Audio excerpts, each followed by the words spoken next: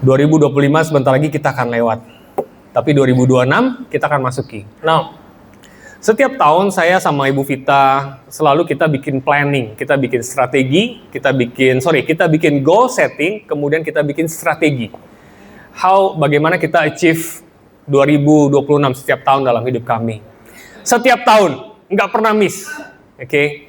Nah, saya mengencourage Bapak Ibu. Siapa yang bikin target setiap tahun? 1, 2, 3, 4, 5, 6, 7, 8. Good. Yang lain nggak bikin target, let it flow, mengalir aja, yang penting happy. Mengalir, ingat, air selalu mengalir ke bawah apa ke atas? Kemana? Ke bawah. Hati-hati. Selalu kita mesti punya tujuan yang jelas. Amen. Bikin. Ini adalah musim-musim hari-hari di mana kita mesti bikin target yang jelas. Kemana arahnya? Tidak tahu, masing-masing punya pribadi. Saya sama Bu Vita, we are very exciting. Sisa hidup kami gaya banget. Tahun-tahun ke depan kami akan lakukan sesuatu hal yang luar biasa sama Tante Vita. Amazed. Dan apakah Bapak Ibu berpikir kami sanggup? Kami nggak tahu kami sanggup apa enggak. Tapi kami akan lakukan hal-hal perkara yang besar sama Tuhan. Nah, untuk achieving target itu, dan kami harus perlu bikin strategi. Kalau bikin goal setting doang, target doang, tanpa bikin strategi, nggak mungkin bisa tercapai. Emang Tuhan pembantu kita. Tuhan, ini ada strategi, ada goal setting ya. Tolong Tuhan, achieving dong targetnya saya di tahun depan. Enak aja. Kata Tuhan, pret.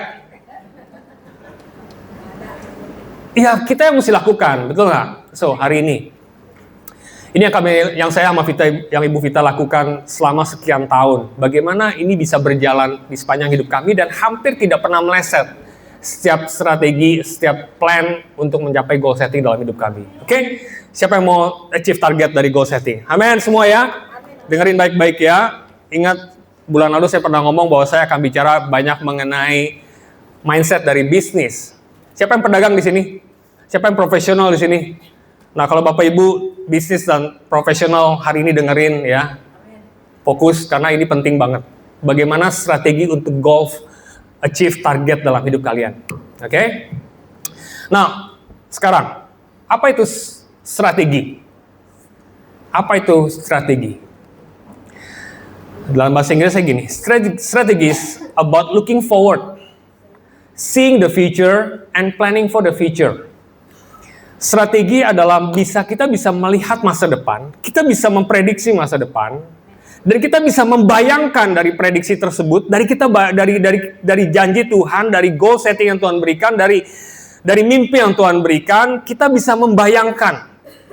Kita bisa membayangkan masa depan itu seperti apa. Dan kita mau merencanakan masa depan itu. Sudah bisa melihat, kok bisa melihat? Nanti saya kasih firman-Nya. Kita bisa melihat, kita bisa memprediksi, dan kita bisa membayangkan, dan kita bisa merencanakan strategi. Yohanes 16 ayat 13 katakan seperti ini. Tetapi apabila ia datang dari roh kebenaran, siapa yang sudah terima roh kebenaran dalam hidup kita?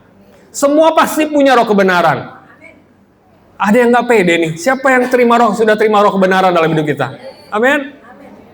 Kalau Roh Kudus itu tinggal dalam hidup kita, lihat firman Tuhan gini. Ia akan memimpin kamu ke dalam seluruh kebenaran. Sebab ia tidak akan berkata-kata dari dirinya sendiri, tetapi segala sesuatu yang didengarnya dari Allah, itulah yang akan dikatakannya. Ia akan memberitakan kepadamu hal-hal yang akan datang.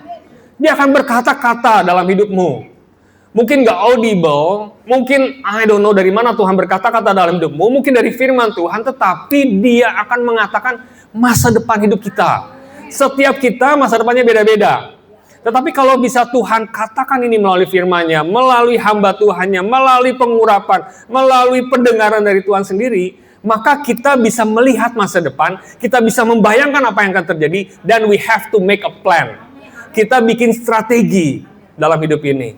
Ya, setuju ya? Oke. Nah, sekarang saya ada gambar satu. Bapak Ibu bisa lihat gambar apa ini? Mercy. Bisa ceritakan apa dari Mercy ini? Mobil mewah, luxury. Siapa yang punya? Ikut dong. Siapa lagi? Apa lagi? Mahal. Tadi udah, apa lagi? Mewah, luxury. Hah? Aman, betul. Nyaman, betul. Apa lagi? Elegan, correct, betul. Ya. Nah, kita bisa cerita dari logo. Nah, sekarang apa yang kalau saya lihat, kasih lihat ini. Nah, lihat ini. Hah? Bu? Wuling. Bapak bisa nih, Koje mana Koje? Koje punya pengalaman sama Wuling. Gimana Om Jensen? Wuling? Begini katanya. Ini artinya begini atau gimana? Maksudnya apa nih? Apa yang Bapak Ibu bisa bayangkan dari Wuling? Murah. Apa tuh? Lagi?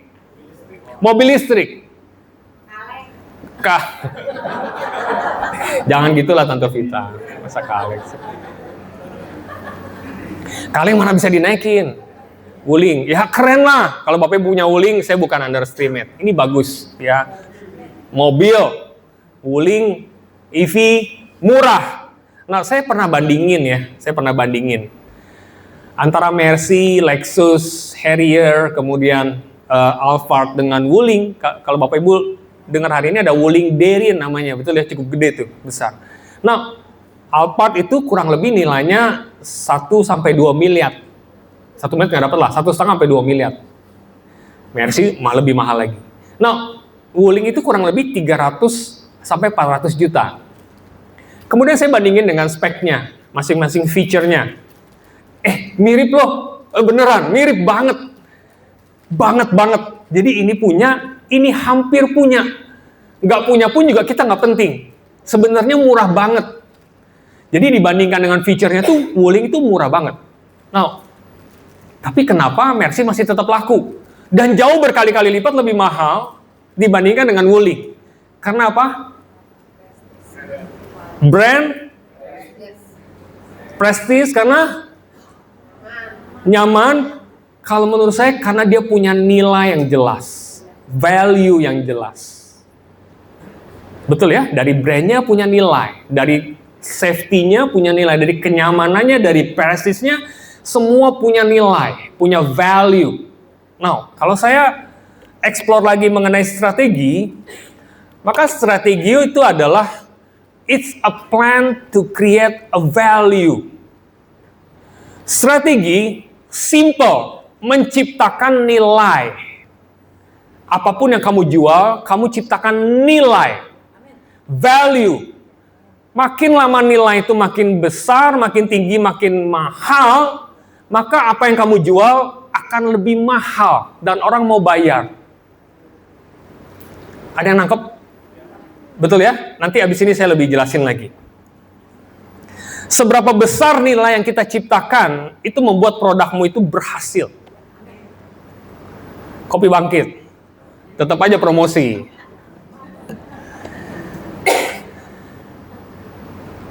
Oh bolehlah, puterin dong filmnya Kopi Bangkit. By the way kita akan ada keluarin produk baru. Tahun depan sebelum lebaran, sebelum puasa, namanya Seal Banana Milk. Coba keluarin, tampilin dong.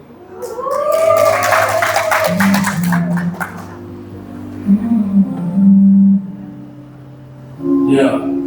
Check it out. Yeah, check it out. Bukan hal-hal yang berlebihan, tapi konsisten.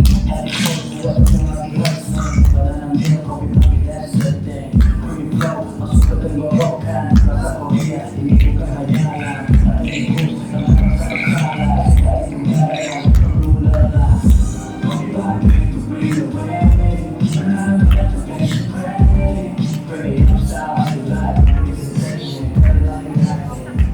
Beli ya nanti ya. Sebelum puasa kita bikin yang baru. Pak Indra, siap-siap. Jangan cuma ketawa aja, beli nggak? Beli. Enak banget. Banananya enak, keren. Aduh, taste-nya tuh pas minum aja, wah, Ini keren banget. Namanya Seoul Banana Milk. Ibu Ayah jualan yang banyak. Tester dulu. Keren, tester dulu. Bisa jadi ngelesnya. Oke, nanti kita kasih tester. Oke, fokus ya. Wih, lupakan banana milk. Fokus. Tadi intermezzo doang. Nah, dalam bisnis itu ada yang namanya willing to pay, yaitu sudut pandang pembeli. Oke, sudut pandang pembeli. Nanti saya bisa jelasin. Harga atau nilai sebuah barang, si pembeli itu bersedia untuk bayar. Oke, saya mau beli barang. Seberapa besar saya mau bayar itu barang. Itu adalah WTP, willingness to pay. Nah, ada satu istilah lagi namanya willingness to sell. Sudut pandang penjual. Artinya adalah harga yang si penjual itu mau lepas barang. Contoh, Kopi Bangkit. Contoh ya. Saya misalnya ini ministry ya, saya belum hitung modalnya berapa. Yang penting kita jualan dan kasih berkat buat teman-teman semua. Oke. Nah, misalnya modalnya adalah Rp7.000. Oke. Ini adalah willingness to sell. Modal saya Rp7.000. Tapi karena saya promosi iklan dikerjakan oleh Ibu Ayah, Pak Indra segala macam, maka orang-orang mau bayar 10.000.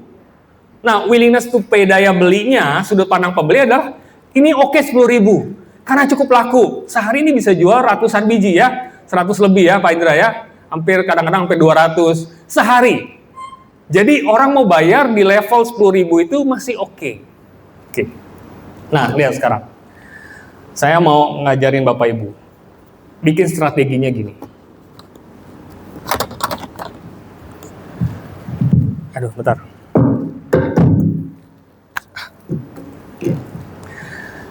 Nah, ini saya sebut jual. Ini sell ya. Ini saya sebut sell. Ini harga jual. Oke? Nah, kalau harga jual sama dengan harga beli, aduh, sorry bentar. Kalau harga jual itu sama dengan harga beli, saya sebut beli lah ya. Ini jual.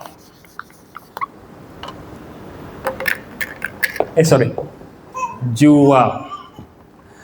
Kira-kira Bapak Ibu kalau lihat begini, ada profit nggak? Hah? Nggak ada. Karena cost-nya saya 7.000, itu saya jual. Berarti nggak ada nilainya sama sekali. Berarti kita jual cost to cost. Artinya apa? Mungkin barangnya nggak laku, atau mungkin barangnya sudah mau expired, atau barangnya mungkin udah nggak ada yang minat, stok banyak, aging stok dan lain-lain, sehingga mau nggak mau udahlah harga jual sama dengan harga beli aja. Maka kita tidak making profit, betul nggak? Nah, kalau harga jualnya ini, harga belinya itu lebih tinggi sedikit, maka di sininya kecil kan, betul nggak? Maka ini profitnya kecil. Kecil banget. Ya, yang penting buat jual cukup lah, untung 1.000, 2.000 misalnya gitu. Kopi Bangkit ini kalau dibandingkan dengan Nescafe yang ada di Alfamart, Nescafe itu cuma 8.000. Tapi kita bisa jual 10.000. Berarti ada sesuatu nilai yang lebih. Betul nggak? Ada lebih mahal sedikit. Kenapa ada orang mau beli? Karena masih ada nilai. Betul ya? Nah, apa yang terjadi kalau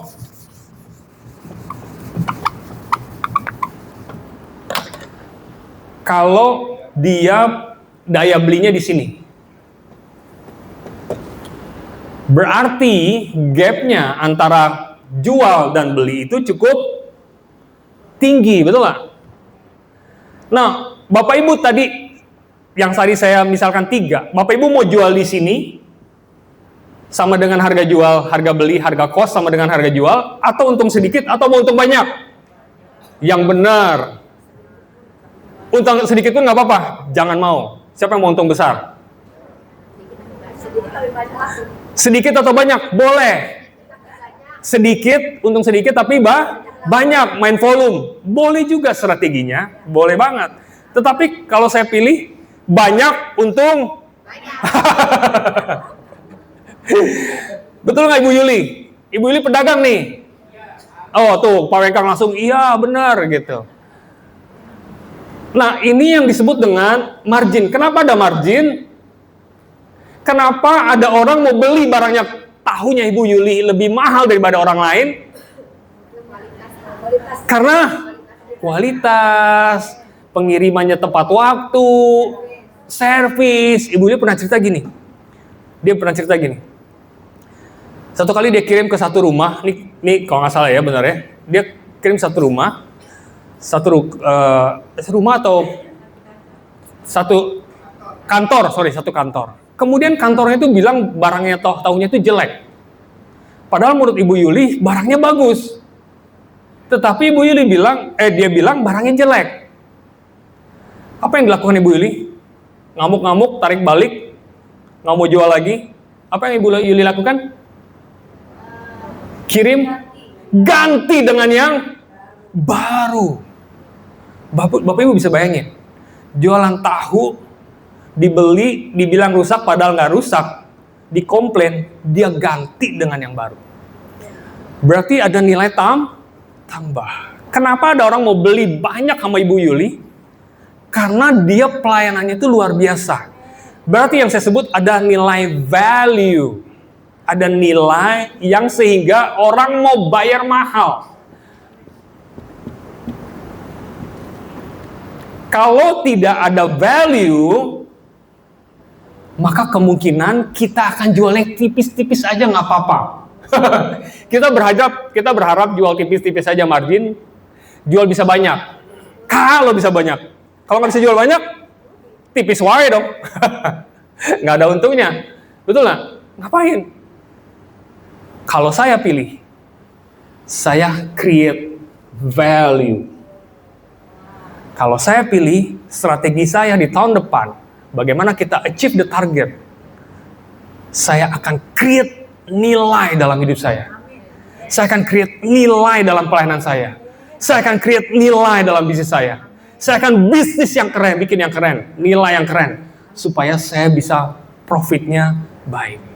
Di dalam Tuhan selalu making profit dalam hidup kita. Gak ada yang amin ini. Saya ulang ya, di dalam Tuhan selalu Tuhan mau beri cuan yang terbaik dalam hidup kita. Amin. No, dengerin sekarang. Ini nggak apa-apa ya, saya ngomong bisnis nggak apa-apa ya di gereja ya, nggak apa-apa ya. Nanti habis itu baru firman Tuhan. Oke. Nah, sekarang, saya ada slide-nya sebenarnya. Ini tadi saya udah cerita ya, nilai tambah, margin kecil. Nah ini margin gede. Banyak nilai tambah. Nah, semua dari kita, pasti kita melihat harga. Kemanapun kita pergi, pasti kita lihat harga. Betul nggak? Ke restoran, kita lihat dulu si menunya. Tapi habis lihat menu, lihat harga. Pasti lihat harga. Harganya mahal nggak? Kira-kira nasi goreng 250.000. Kira-kira kita masih mau tinggal di situ atau kita pergi? Jadi kalau ada yang bayarin. Betul ya? Yang gratis. Selalu lihat harga. Kemanapun kita pergi. Ke toko pun kita lihat harga. Harga dulu. Saya pernah cerita tuh, Tante Vita, Ibu Vita melihat. Wah, saya pikir 1,5 juta merek Dior, ternyata berapa Tante Vita? 150 juta. Bagus. 1,5 ya, 1,5. Oke, 1,5, 1,5 juta, oke. Hah? 1,5 juta. Dior 1,5 doang ya. Dalam otak saya 1,5 juta. Wah, beli 1,5 juta. 1,5 juta lumayan lah ya buat istri seneng kan, biar nggak ngoceh tiap hari kan. Setuju. Lalu dia kaget pas saya bilang, beli, mukanya udah kelihatan, kayaknya sumringah banget. Hoi. Keren juga nih suami gua nih. Terus pas sudah selesai saya meeting, jadi 1,5. 1,5? 150 juta. 150 juta. harga seperti itu, langsung saya tarik tangannya, kita pergi yuk. Ngapain beli tas 150 juta? Yang bener aja. Nah, jadi harga, nilai itu menentukan apa yang dilakukan orang lain, betul nggak? Dengan harga itu akan menentukan bagaimana orang memperlakukan kita. Dengan harga akan memperlakukan orang lain, akan menentukan apa yang dia akan kerjakan atas nilai tersebut. Apakah dia tetap beli? Apakah dia pergi seperti Tante Vita dan Om Thomas? Oke ya, nah sekarang. Oke, saya balik. Bapak Ibu lihat, pada waktu kita lahir baru, Bapak Ibu yang lahir baru yang kenal Tuhan, maka kita akan merasakan bahwa kebaikan Tuhan itu begitu luar biasa, betul nggak? Aduh, Tuhan baik banget.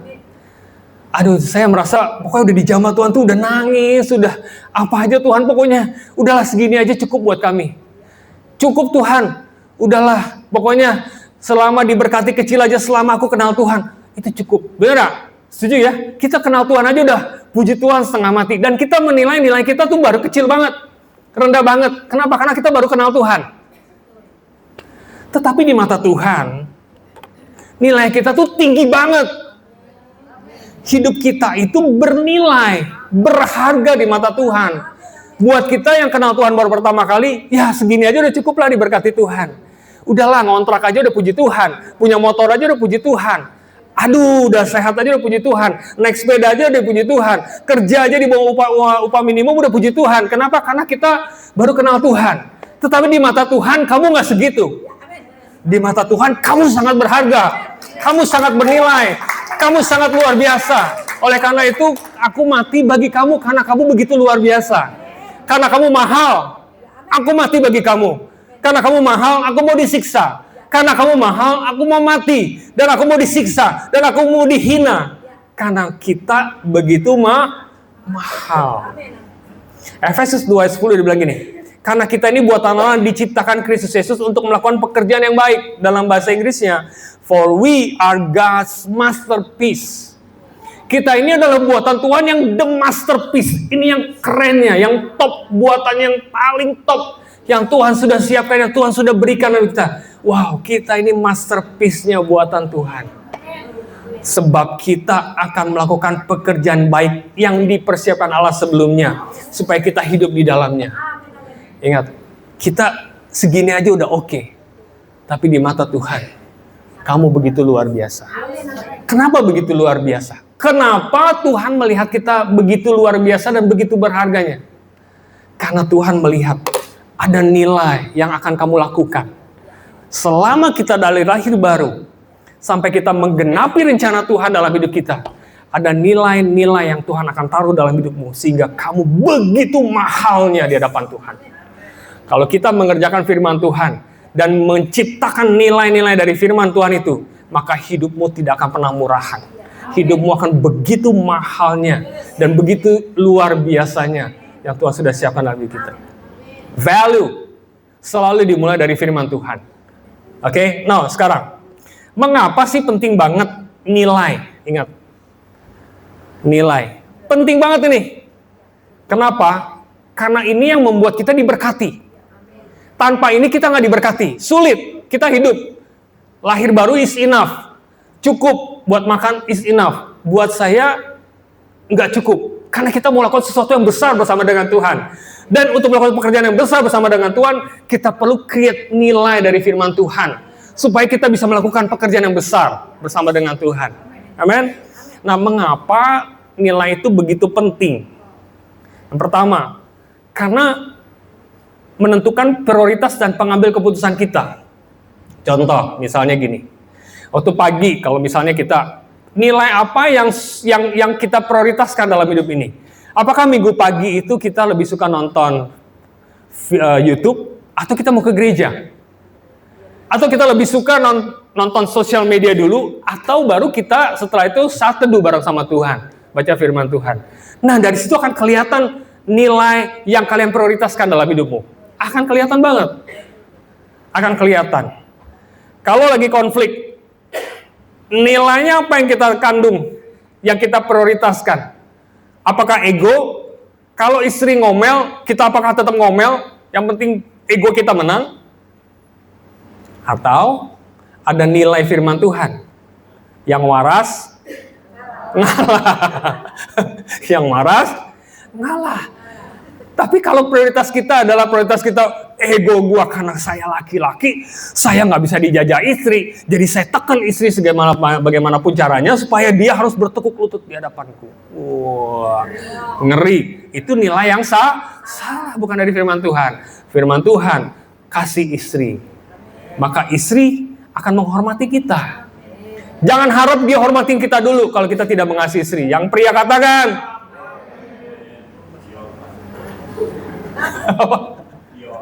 Ya. Nah, begitu juga dengan hidup kita. Saya mau kasih tahu prioritas kita gini. Buat kami berdua, prioritas kami adalah Tuhan yang pertama. Betul? Tuhan adalah di atas segalanya. Yang kedua, keluarga. Ya, saya mau Vita. Keluarga. Anak-anak, saya harus pastikan istri saya cukup, anak-anak saya cukup, nilai-nilainya cukup, mereka dapat firman, dapat makanan yang cukup. Buat saya mereka adalah nomor 2, prioritas kedua. Yang ketiga adalah bisnis dan pekerjaan saya. Ya, yang keempat pelayanan. Nah, setelah itu dan seterusnya. Kalau kita geser, misalnya ya, Tuhan yang pertama, pekerjaan kedua, baru keluarga. Maka prioritasnya apa?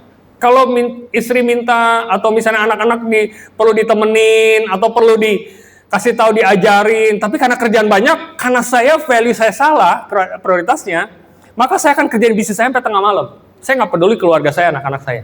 Kenapa? Karena nilai saya merasa bahwa pekerjaan itu lebih baik, harus diprioritaskan daripada keluarga saya.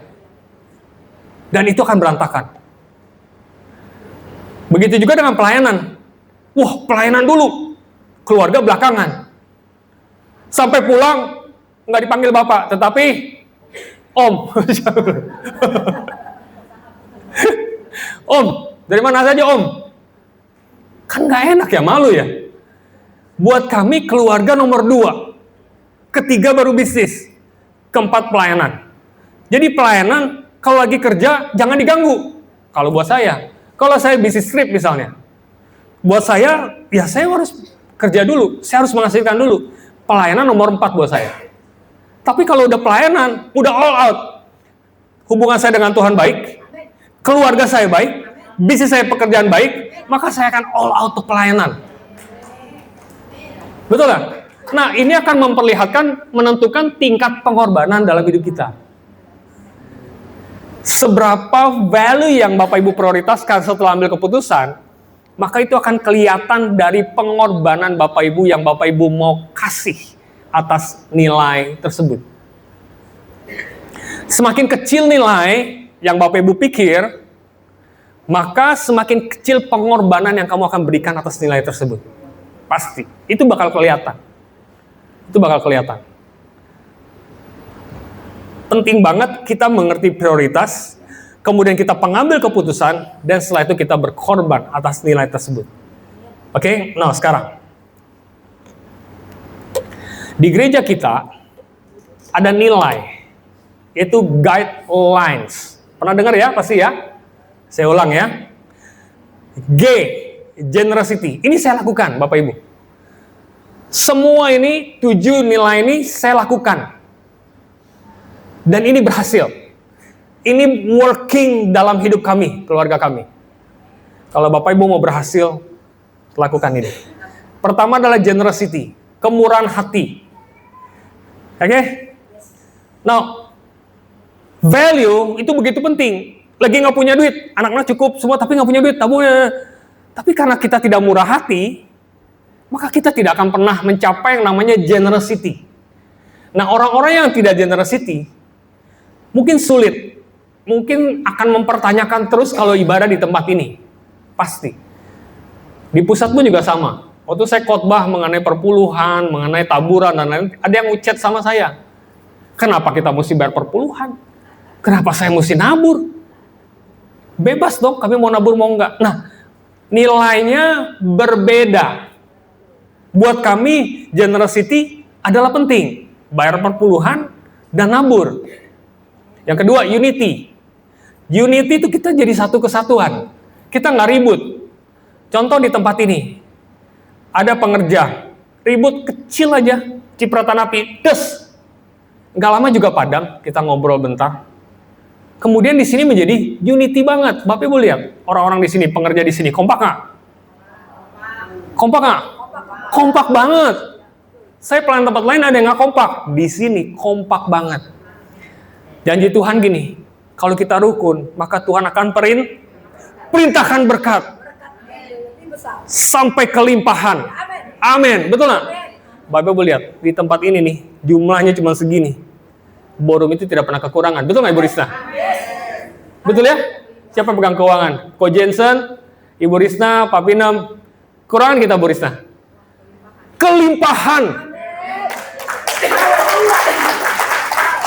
Tuhan perintahkan berkat. Selama unity itu perintahkan berkat. Bapak Ibu lihat, di sini kita cuma segini. Aduh Bapak Ibu, kita melakukan banyak hal. Ini kopi bangkit lah, sohib lah, segala macam kita menabur, kita banyak yang kita lakukan Bapak Ibu. Dan kita tidak pernah kekurangan. Setiap tahun itu naik terus. Aduh, keren banget. Ya, lihat bagaimana kita rukun, jaga kerukunan. Kalau Bapak Ibu mau diberkati dalam keluargamu, unity. Amin. Kalau Bapak Ibu mau diberkati dalam bisnismu, unity. Jangan ada yang berantem, udah. Ya, taruh nilai itu dalam keluargamu, dalam bisnismu, dalam pelayananmu. 3, integrity. Apa yang kita bicarakan, apa yang kita janji, kita deliver. Kita jujur. Kita lakukan yang terbaik karena kita integritas.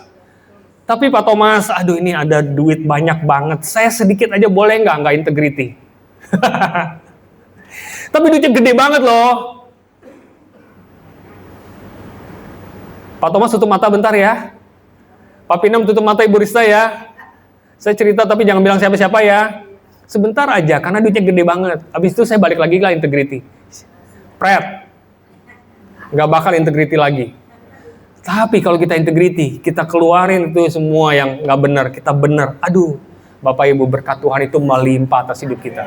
Pasti. Discipleship keempat. Dimuridkan. Bapak Ibu di sini mau dimuridkan. Di 1, 2, 3, 4 sampai ke 7. Mau datang, kalau dimuridkan tuh datang. Kalau ada dibuka TC 1, datang. Keuangan TC 2, datang. Keuangan family 7, datang. Belajar mau dimuridkan, belajar mengenai bisnis, belajar mengenai negosiasi, belajar bagaimana untuk mengembangkan usaha. Belajar dong, terus belajar discipleship. Oke? Excellent. Wah, excellent is small thing matters. Kalau saya tuh small thing matters. Kecil itu kalau bagus, gede jadi keren. Saya ulang ya. Kalau Bapak Ibu bisa kecil aja dibikin bagus, yang besar itu dimulai dari yang kecil. Banyak kecil, kita perhatikan lama-lama jadi besar. Kemarin itu saya ada sedikit saya bilang sama teman-teman dewasa muda, ini tadinya garisnya di sini nih. Saya kemarin bilang, ini kenapa di sini ya? Kenapa nggak di sini ya? Ini juga beda dikit nih. Tapi udahlah, saya pikir kalau nggak diganti juga nggak apa-apa. Tapi saya tetap mesti ngomong ya, ini nggak bener nih, gitu ya. Langsung diganti loh sama dewasa muda. Mana tuh? Henry, Im, Ongki, tuh keren banget tuh. Dia ganti semuanya. Lah kita lihatnya enak dong. Masa bikin bata, Pak Budi bikin bata ada yang di sini satu, betul nggak? Emang rumahnya jadi? Kan bingung, kita bingung ngeliatnya juga bingung. Ini bener kagak ya rumah ya? Kalau kayak gini kan enak. Integrity, excellent. Excellent is small thing matters. Lama-lama akan menjadi besar. Besar akan menjadi bagus dan keren dan kita akan diberkati. Amin. Lakukan yang terbaik walaupun hal kecil. Bicara mengenai living in God purpose. Bapak Ibu cari tujuannya Tuhan dalam hidupmu. Ya, cari kemana yang Tuhan mau dalam hidup kita. Kemudian servanthood. Di sini kita semua melayani. Setuju nggak? Kita melayani orang lain, bukan cuma di sini, di pekerjaan pun juga. Saya bilang sama semua manajer dan leaders saya di bisnis, kalau kamu menjadi besar, layani orang lain. Layanin. Saya selalu diajarin sama Pak Pinem dan Pak Wiryo, kalau kamu mau jadi besar, jadi keset. Saya bilang kepada manajer saya yang nggak kenal Tuhan pun juga, kamu harus jadi keset. Hah? Maksudnya gimana Pak? Keset? Kamu tahu keset? Tahu. Buat apa? Buat seka kaki dan keluar kotoran. Itu tempat kita di situ. Supaya bersih. Waduh, mana bisa Pak Thomas? Bisa. Servanthood leader. Orang yang mau memimpin, yang mau jadi leader, kalau dia tidak mau melayani, enggak mungkin dia menjadi pemimpin. Sama juga begitu Tuhan kita. Dia Allah yang hebat, tetapi dia mau melayani yang miskin. Dia mau lahir di palungan, sebab dia adalah servanthood leader. Kalau kita mau servanthood, kita melayani orang lain, kita mau melayani siapapun yang datang pada kita, maka hidupmu akan diberkati. Lihat, 7 nilai ini, kalau kita bisa kerjakan, wow, pasti profit. Pasti, apapun yang kamu kerjakan, kalau kamu punya 7 nilai ini dan kamu kerjakan dengan benar, apapun yang kamu kerjakan, Tuhan akan buat berhasil. Pasti. So that's why, mengapa orang yang melakukan firman Tuhan itu berhasil? Banyak orang bilang gini, pendeta bilang gini, kamu akan dibuat berhasil, dan kamu akan dibuat beruntung. Lihat, kita nih GBI Insani ini kadang-kadang cuma terima promise janji Tuhan, dan pengennya jadi berkati. Tapi dari janji firman Tuhan, dapat janji firman Tuhan, sampai kita diberkati, itu ada proses perjalanan yang harus kita lewati. Betul gak? Tapi kan orang kita cuma berdoa, kita percayalah, gak usah kerja. Aduh ngapain kerja Pak Thomas, jangan mengadakan diri sendiri. Pret. Firman Tuhan bilang gini, tidur aja kita diberkati. Pret. Lihat, jam 5 sore, kerja jam 9, 10, jam 5 sore. Jam 5 sore pun juga diberkati sama dengan jam 9 pagi. Pret. Kerja. Betul gak? Mau dapetin janji Tuhan, kerja yang keras. Maunya tuh diberkati aja. Janji diberkati. Siapa yang bilang? Ada proses yang kita harus jalanin. Nah, proses inilah yang saya kasih tahu. Ciptakan nilai. Jalanin firman Tuhan. Kerjakan nilai-nilai kebenaran. Hidupmu akan naik. Wow. Kalau hidup kita naik. Kayak Pak Yurman tuh. Orang berani bayar mahal. Dia mengerjakan nilai-nilai kerajaan Allah. Hidupnya tuh mahal. Sama Pak Rudi ini, apa yang dikerjakan Pak Rudi, walaupun Pak Rudi printing bisnis. Orang mau bayar lebih mahal ke Pak Rudi untuk ngeprint cetak. Katakan amin Pak Rudi. Ngaminnya nggak kencang. Kenapa? Karena dia tepat waktu, barangnya bagus, dia detail banget, dia integrity nggak mau disuap. Dia Unity, dia nggak pernah ribut, dia pokoknya keren banget. Pokoknya printing, kasih Pak Rudi aja. Betul nggak? Jualnya bisa lebih mahal, lebih profit. So, kenapa orang yang melakukan firman Tuhan itu berhasil? Yosua 1:8. Janganlah engkau memperkatakan kitab Taurat ini, tetapi apa? Renungkan siang dan malam supaya engkau apa? Bertindak. Berarti dia melakukan firman Tuhan. Karena dia sudah merenungkan, dia sudah memperkatakan, dan dia merenungkan, dan dia bertindak. Dan dia bertindak atas dasar firman Tuhan. Maka value-nya itu akan naik. Nilainya akan naik. Sehingga hati-hati sesuai dengan segala yang tertulis di dalamnya. Sebab dengan demikian perjalananmu akan Tuhan buat apa? Berhasil. Dan kau akan beruntung. Nah, banyak orang gini. Memperkatakan firman Tuhan, renungkan firman Tuhan, di skip bertindaknya, langsung masuk ke perjalananmu akan berhasil dan beruntung. Pret. Maunya langsung aja. Gak bisa. Bertindak. Hati-hati sesuai firman Tuhan. Maka kita akan disebut berhasil dan kita akan dibuat beruntung di dalam Tuhan. Dapat sesuatu hari ini? Atau bingung? Oke ya? Bisa lanjut ya?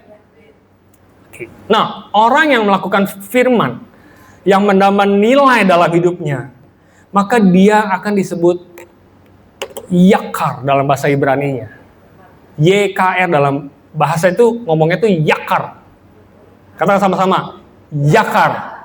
Oke ya? Nah, apa itu yakar? Yakar itu berharga. Bukan cuman berharga, tetapi dia punya bobot, punya substansi. Bukan sesuatu yang ringan, bukan sesuatu yang remeh. tetapi bernilai luar biasa. Orang yang melakukan firman Tuhan dan mendapat nilai, value dalam hidupnya, maka dia akan berbobot, dia akan berat. Nah, nilainya apa? Bernilai tinggi, mahal atau precious. Mahal artinya gini, memiliki harga jual yang tinggi dan kualitas yang luar biasa. Orang yang melakukan firman Tuhan dan punya nilai yang benar dalam hidupnya dan melakukan guideline, maka nilainya itu akan mahal, harga jualnya akan tinggi, kualitasnya akan luar biasa. Orang nggak bayar murah, orang mau bayar mahal karena kamu yakar. Oke? Kedua, langka, rare, jarang. Semakin langka satu barang, semakin tinggi harganya. Betul nggak? Setuju ya? Semakin langka, semakin tinggi. Pak Yurman ini dari 1.000 orang, mungkin cuma dia yang bagus. Langka. Udah bayar aja mahal. Karena waktu dia masuk, perusahaan kita diberkati. Betul ya Pak Yurman ya? Firman Tuhan bilang gini di Amsal, saya lupa di mana. Banyak orang benar, banyak orang mengatakan dirinya benar, tetapi orang setia, siapa yang bisa mendapatkannya? Orang bilang di mana-mana bilang hidup gue benar, benar kok. Tetapi yang setia melakukan firman Tuhan, siapa yang mendapatkannya? Langka. Bapak Ibu, saya berdoa di tempat ini,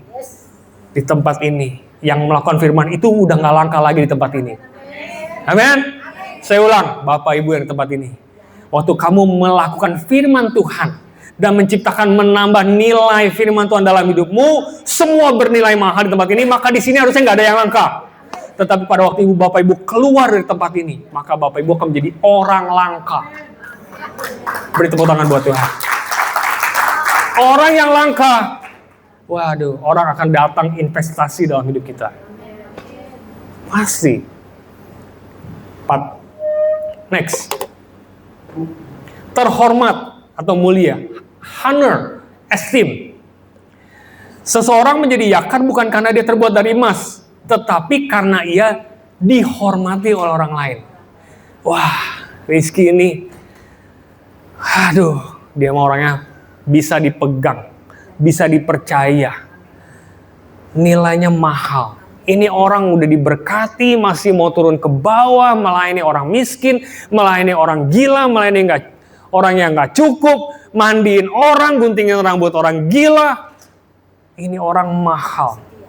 Apakah kita melihat dia itu hina? Wow.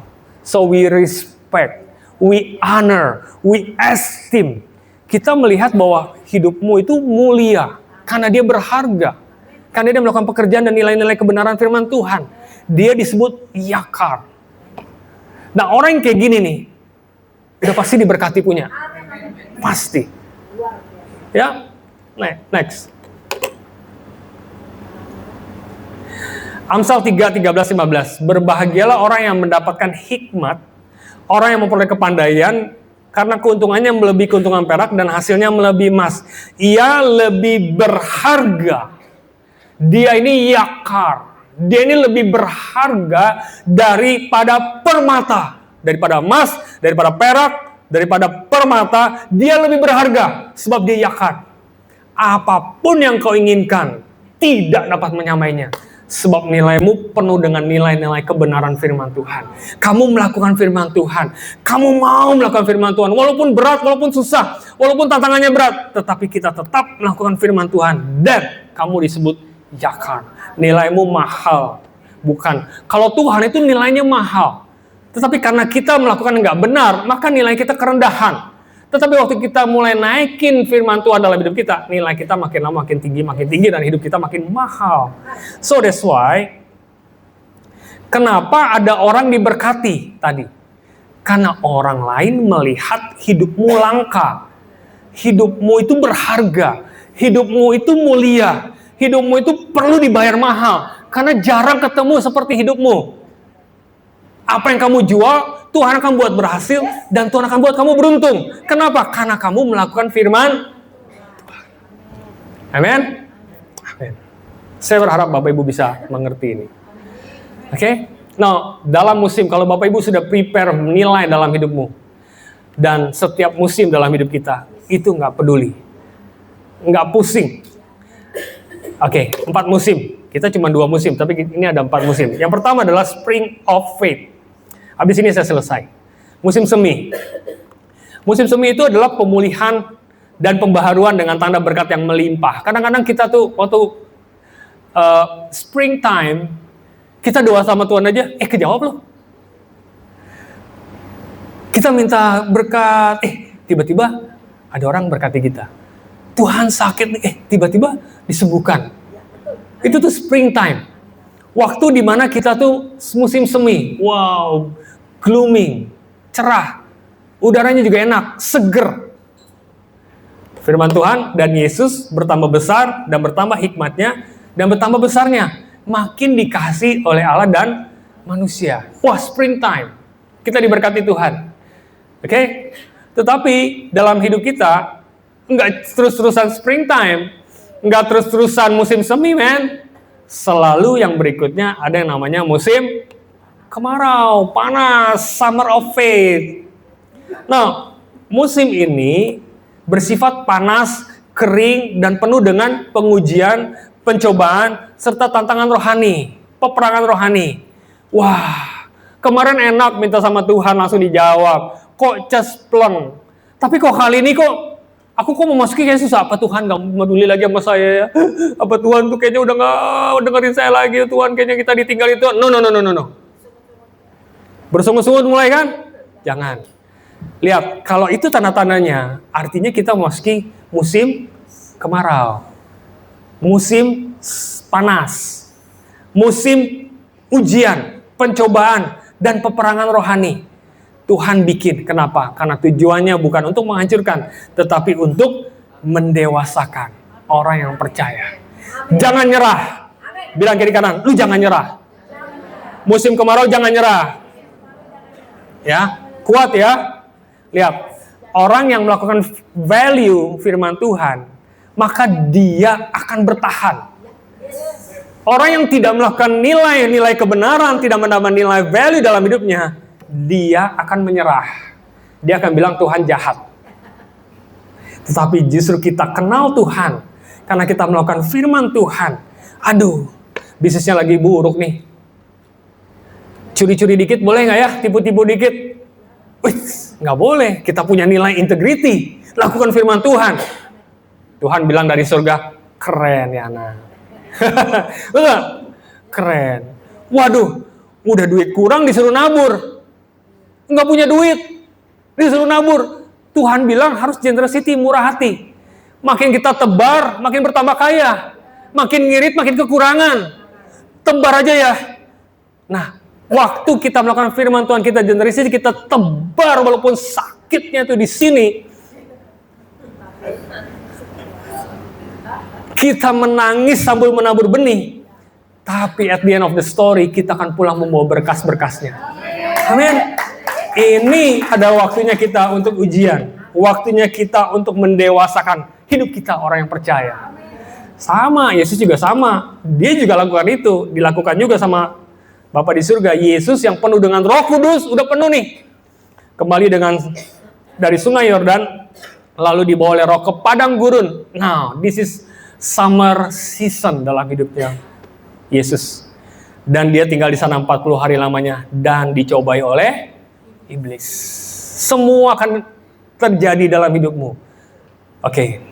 Wah, bertahan dengan nilai kebenaran Tuhan. Aku udah kerjain firman Tuhan, aku pasti kuat, nilainya kuat. Aku akan bertahan, aku tidak akan pernah menyerah, aku tahu aku akan dewasa.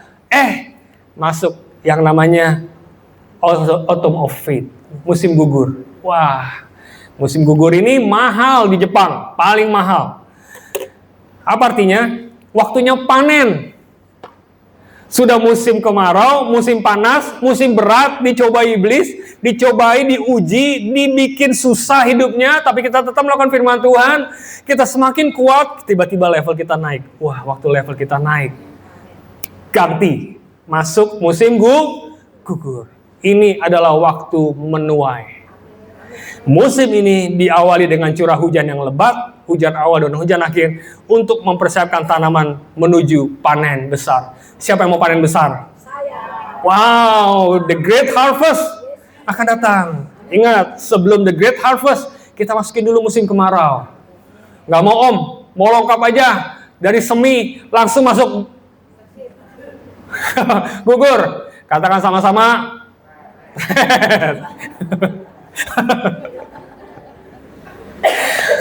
Press, nggak mungkin.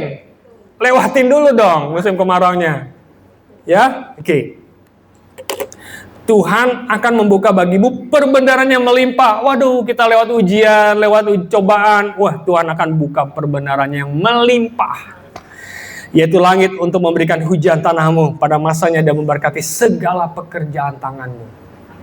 Wah, kamu akan siap-siap menuai. Yes. Amin. Amin. Tapi masih ada musim yang ketiga, masih ada satu musim lagi. Apa musim berikutnya? Winter, pinter. Winter. Kita mesti tahu, seperti film The Game of Thrones. Winter is coming. Waktu masa kelimpahan, masa panen besar, siap-siap untuk masuk yang namanya musim winter. Salah ini, gugurnya salah. Musim salju, musim dingin. Musim dingin ya. Artinya apa? Masa dormant, masa pemangkasan. Musim dingin adalah masa yang gelap, dingin, seolah-olah tidak ada aktivitas pertumbuhan. Seolah-olah tuh silent. Bisnis kok begini-begini aja ya. Kayaknya dingin banget ya. Aduh, kayaknya kok nggak bagus nih ya. Nggak susah sih, tapi kok kayaknya biasa-biasa aja ya. Ingat, musim dingin atau winter season, petani melakukan pemangkasan atau disebut dengan pruning untuk memotong bagian yang tidak perlu agar tanaman itu apa? Bisa berbuah lebih banyak lagi di masa depan. Amin. So, waktu kita masuk musim winter, ingat, jangan pernah menyerah. Tuhan mau gini, apa yang jahat potong, yang dosa potong. Pada waktu kita panen besar, kadang-kadang duit melimpah, pekerjaan baik, anak-anak baik, semua baik. Kita mulai melenceng sedikit aja derajatnya. Sudah mulai rusak hidup kita. Betul gak? Udah mulai masuk ke dalam, wah dikit-dikit bolehlah belilah. Dikit-dikit oke lah. Aduh udahlah kan Tuhan berkati hidup kita. Waktu kita melenceng aja sedikit.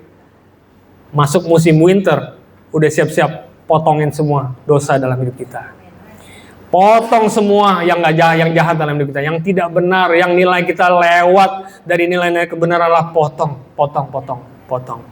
Ya, setiap ranting padaku yang tidak berbuah dipotongnya dan setiap ranting yang berbuah dibersihkannya atau dipangkas supaya ia lebih banyak berbuah. Setelah winter masuk lagi, balik lagi musim semi. Siapa yang mau musim semi? Saya juga mau musim semi. Wah, musim semi balik lagi. Setelah lewat dormant, setelah lewat pemangkasan, setelah dosa dihilangkan, semua yang ranting-ranting gak berguna dipangkas habis. Kita masuk musim semi. Ketemu lagi sama Tuhan. Tiba-tiba deket banget sama Tuhan. Tuhan, tolong anak saya sembuh. Tuhan, tolong pekerjaannya. Dikasih order. Balik lagi seperti itu. So, every season. Setiap musim dalam hidup kita, Tuhan selalu hadir. Dia tidak pernah meninggalkan hidup kita. Tetapi dia selalu hadir dalam hidup kita. Amin. Dia tidak pernah menyerah. Selama kita tidak pernah menyerah, Tuhan gak pernah menyerah dalam hidup kita.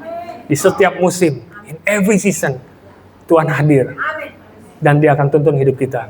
Dan dia akan bawa kemuliaan demi kemuliaan dalam hidup kita.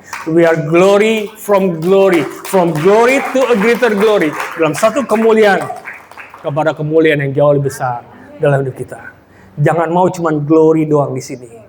Tetapi kita mau naik from glory to a greater glory. From a greater glory to a greatest glory. Naik dalam hidup kita. Mari kita bangkit berdiri. Kita